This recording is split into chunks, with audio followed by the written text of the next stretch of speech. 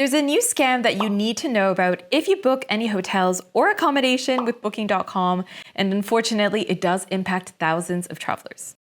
In this video, I'm going to tell you everything you need to know about this new scam, red flags to avoid and look out for, as well as a step-by-step system you can use every single time to determine if correspondence from your accommodation is legit or not.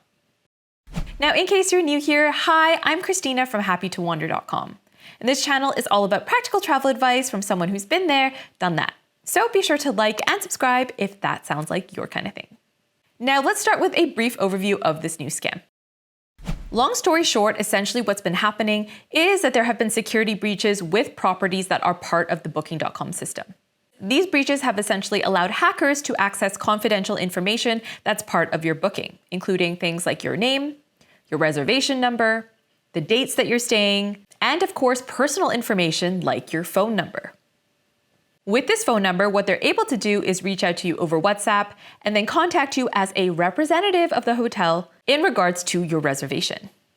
And well, because they have all this information about your booking, your first instinct might be to think, okay, well, this is actually legitimate.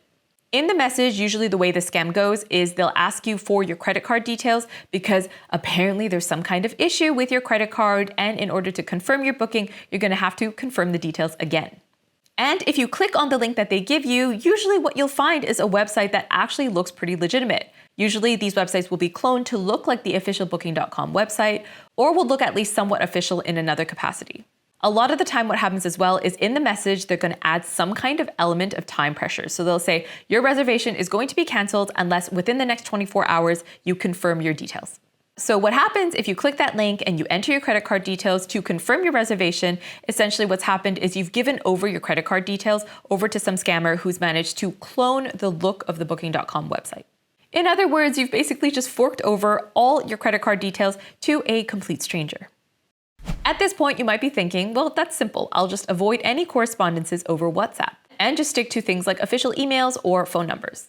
Now, the trouble is, these days, a lot of legitimate properties do actually use WhatsApp to conduct business. So there are actually properties that will reach out to you for further details or to communicate with you over WhatsApp. So you can't just really dismiss this platform entirely. So how can you tell when a message is actually legitimate? Here is a step-by-step breakdown that you can follow every single time. First, take a look at the name of the sender. If it matches the name of the hotel, then you can move on to the next step. And I know this sounds super silly, but actually with a lot of these scam accounts, they use the same phone numbers for a variety of scams. So I've actually seen it where if I didn't reply within a few hours, then the name on that account is actually going to change. So I've had it where they're contacting me pretending to be a hotel in Helsinki, for instance, and then I look at the name on WhatsApp and it's like a car rental place, which obviously is a scam. So it sounds silly, but do look at the name first. Next, take a look at the actual WhatsApp profile. Usually when it's legitimate, it will say it's a business account. But not only that, it's usually going to have additional information like the official website and other ways you can get in contact. Next, take a good look at the actual phone number that's linked to that WhatsApp account and compare the country code to the destination that you're visiting. Again, if you're booking a hotel in Finland, for instance, it doesn't make sense if the area code or country code corresponds to Colombia or Brazil. And I know these examples seem specific, but these are actually based off of actual scam messages that I've received. Next, if the country code does match, you can search up the phone number on Google. If that is a legitimate phone number, it is going to pop up on the official website of that hotel.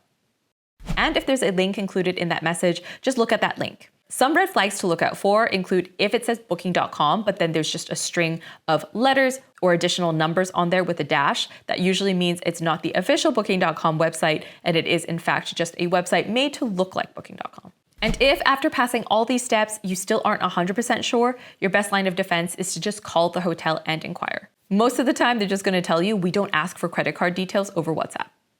Now, I know a lot of this can seem obvious, but the truth is a lot of the time with travel, when you're already stressed and you don't want to risk losing your bookings, you don't think clearly. So I thought it was really important to bring the scam to your attention. Let me know in the comments if you've ever received any messages like this, or if you have any horror stories to share, because I'm sure your fellow travelers would love to learn from your experience. Now, the last thing I'll say is if you're ever on the phone with a customer service representative, this goes beyond hotels and accommodation. If you're ever on the phone with a customer service rep, and they ask you to read a verification code out loud that's linked to your phone number, don't do it. Because a very sophisticated scam I've heard of recently is they'll call you when they're in the process of hacking into one of your accounts. And when your account is secured through two-factor authentication, meaning you can't log in unless you get a text on your phone, sometimes they're being really tricky because if they've already gotten access to your password and all they need is that two-factor authentication code, then they'll hop on the phone with you, be very brazen with it, and say, I'm a customer service rep, we just sent you a code. Can you tell me what that code is? And some people don't think twice. They just say the code out loud, and then after that, you've given them the code to access your account. So yes, in summary, do be super careful. These days, especially with AI, it is becoming very, very easy for scammers to be convincing. So definitely keep an eye out and share any experiences of yours in the comments to help out your fellow travelers. Thanks again for watching. Be sure to check out this video here for more scams to avoid, and I'll see you next time. Bye.